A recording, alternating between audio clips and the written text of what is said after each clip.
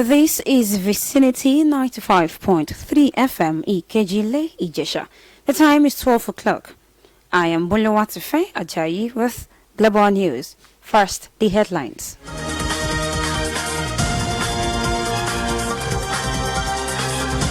Federal government announces plans to set up relief fund.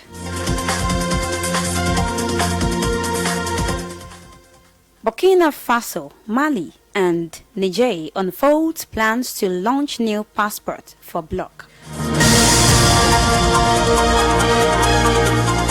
And Iran's new president okays moderate dressing for ladies.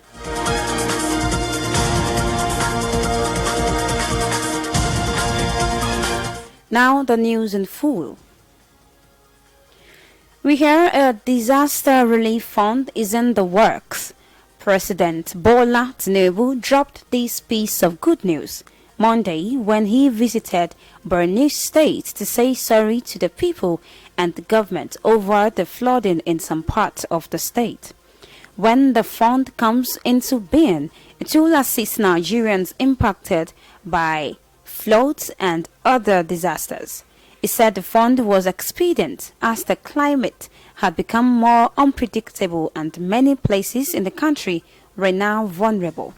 According to the president, the federal government would work hand in hand with the private sector to give the fund life. The Dangote refinery say it is yet to fix any price to its petroleum products for sale to the Nigerian market. The refinery, in a statement pushed out by the group's chief branding and communication officer, Anthony Chijina, described the claim by the Nigerian National Petroleum Company Limited that it had fixed prices as misleading and mischievous, aimed at undermining the milestone of the Lagos-based refinery. He appealed to Nigerians to await the announcement of formal price tag of product from the refinery. In case you have forgotten, the Nigerian National Petroleum Company Limited yesterday made public the price of Dangote refinery as standing at 898 naira. In the meantime, the Independent Petroleum Marketers Association of Nigeria, IPMAN, has made it clear that it makes no sense for NNPCL to sell petrol higher than the price it's been sold for in the past. IPMAN National Welfare Officer John Kekeocha said this in a chat with newsmen on Monday. You will recall that on Sunday, the NNPCL began the lifting of the first batch of petrol from the Dangote refinery. Some breaking news from Mali. Reports have it that gunshots have been heard in Mali's capital, Bamako. According to one of the reports, a base housing security forces has apparently come under attack. We heard that armed men carried out the attack in the capital. The shots were heard as early 5:30 this morning. Mali, Burkina Faso and Niger will in the coming day launch a new biometric passport for their alliance. The new move is part of their withdrawal from the wider regional bloc, ECOWAS. According to the Malian military leader, Colonel Assimi Goita, the new document will harmonize movement across their common area. The three nations have formed an alliance of Sahel states and have turned deaf ears on pleas by the ECOWAS leadership to return to the fold. This is Vicinity 95.3 FM Ikeji Ijesha. Global News will continue shortly.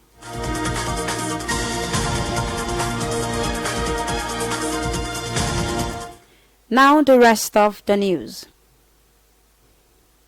From Freetown, Sierra Leone comes this report that a 7-story building has collapsed, killing at least 8 people.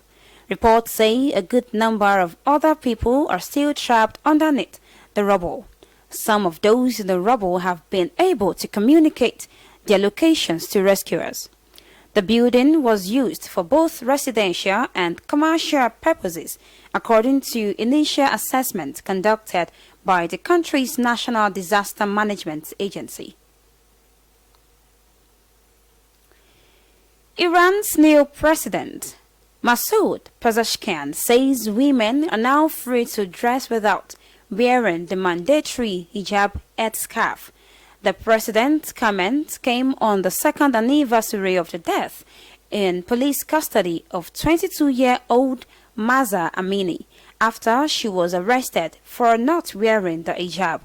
The UN last week said Iran's government had stepped up effort to suppress women's rights and stop activism. Yesterday, the president sounded it loud and clear that the so-called morality police should no longer confront women on the street to enforce the dress code. Pezeshkian, who became president after his predecessor died in a helicopter crash, is seen as a reformist leader. Facebook owner Meta says it is banning several Russian state media networks. According to the social media handle, Russia is using deceptive tactics to carry out influence operations and evade detection on the platform. In reaction to the intention to ban the Russian state networks, the organization said the accusation is false.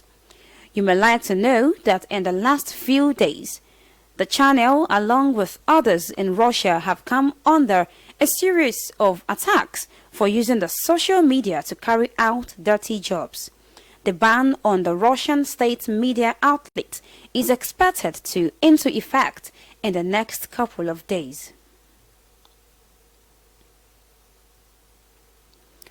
Israel says the only guarantee for the safe return of residents to the north of the country is through military action against Hezbollah.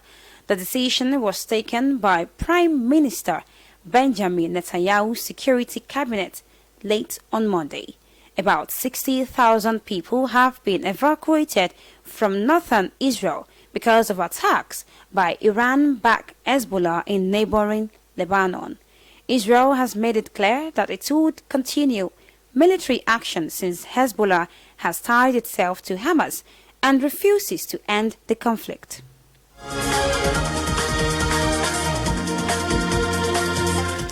To end the global news, another look at the headlines. President Bola Tinubu has revealed a disaster relief fund on his visit to Borno State to say sorry to the people and government over the flooding in some parts of the state.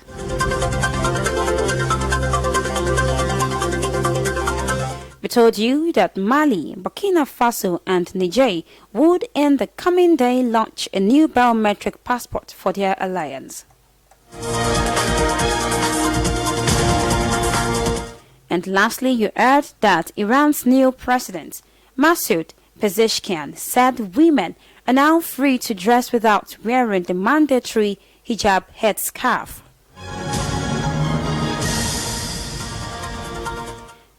And just before we go, the last line.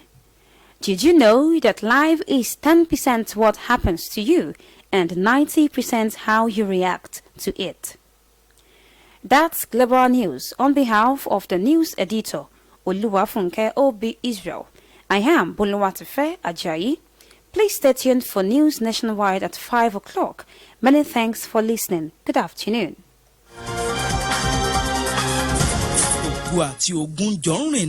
Vicinity 95.3 FM lónìí. Sáré ògo kí ogun rẹ lè parẹ́.